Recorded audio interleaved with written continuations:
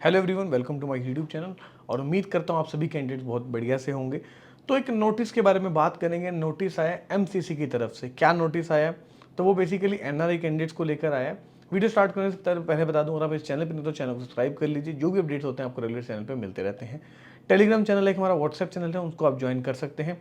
जो भी अपडेट्स होंगे आपको रेगुलर वहाँ पे आपको सबसे पहले मिल जाएंगे। ठीक है, तो आज हम इस वीडियो में बात करेंगे यहाँ पे एक नए अपडेट के बारे में। एमसीसी की तरफ से ये आ रहा है और ये अपडेट है एनआरआई कन्वर्जन को लेके।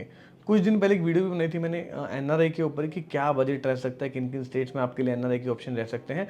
तो उसी पे एक वीडियो है एनआरआई पे। तो अगर आपको कोई स्पॉन्सर कर सकता है, एनआरआई स्पॉन्सर्ड है, ठीक है। इसमें 4-5 कैटेगरीज होती है, मैंने सारी बातें उस वीडियो में कर रखी हैं, आप जाके देख सकते हैं। तो हम सीधा अपने टॉपिक पे आते हैं, नोटिस पे आते हैं। उससे पहले बता दूं, हमारा एक पेड काउंसलर से आप चाहें तो वो भी ले सकते हैं, नंबर नीचे दिया उस पर कॉल करके। ठीक है, अगर आपकी एनआरआई डॉक्यूमेंटेशन में आपको कोई हेल्प चाहिए किसी तरीके की, या आपको किसी भी तरीके की हेल्प चाहिए, हमारी टीम आपकी कंप्लीट हेल्प करती है। ठीक है, और जो कैंडिडेट्स रिवाइज कट ऑफ को लेकर वेट कर रहे हैं और सोच रहे हैं कि नहीं अभी हमें नोट जो है उनके पास डॉक्यूमेंट्स हैं रेलेवेंट या बनाने जा रहे हैं, ठीक है, तो वो जितना जल्दी हो सके कर लीजिए। क्योंकि अगर एक बार कट ऑफ रिवाइज हो गई तो कम टाइम मिलेगा आपके पास जो है वो कन्वर्जन कराने का। ठीक है, तो अभी जो नोटिस है उसके बारे में बात कर लेते हैं। तो नोटिस में बताया गया कि जो भी कैंडिडेट्स अपनी नेशनैलिटी कन्वर्ट करना चाहते हैं इंडियन से एनआरआई में, वो कर सकते हैं। राउंड 1 के लिए बताया गया है स्पेसिफिकली। राउंड 2 में भी एक बार दोबारा से नोटिस आएगा, राउंड 3 में भी बोल दो नोटिस आने वाला है, और हर बार ये आता भी है। ठीक है, तो इसमें आपको करना क्या होगा, एक ईमेल आईडी दी गई है। वैसे नोटिस मैंने अपने टेलीग्राम पे डाल दिया, वहां से देख सकते हैं।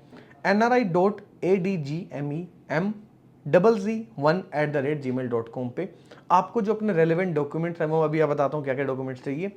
15 सितंबर से लेके जो है 17 सितंबर तक आप इस पे मेल कर सकते हैं। ठीक है, और मेल कर देंगे तो एक लिस्ट आएगी बाद में कि कौन कौन से कैंडिडेट्स हैं जो कंसीडर किए गए हैं एनआरआई।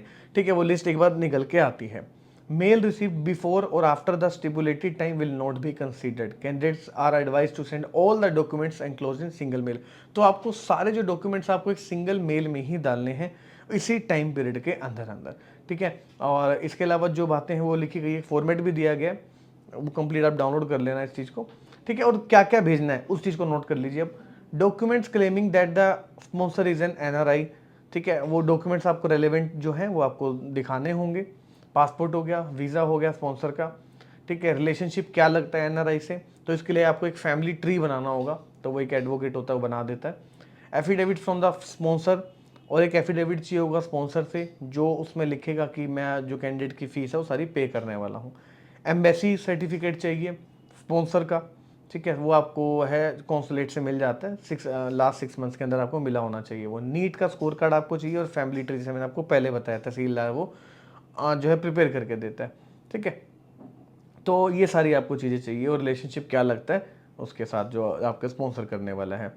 और एक और चीज़ बताई गई है, the conversion of nationality of Indian to, अगर कोई एनआरआई हो जाता है डॉक्यूमेंट्स के बेस पे, ठीक है, तो वो अपनी नेशनलिटी कन्वर्ट नहीं दोबारा रिकन्वर्ट नहीं कर सकता ओरिजिनल में। मतलब वो जैन का माइनॉरिटी से बाहर हो जाएगा, कोई माइनॉरिटी कोटा, मुस्लिम माइनॉरिटी कोटा नहीं ले पाएगा, एससी एसटी ओबीसी उन सभी से वो बाहर हो जाएगा।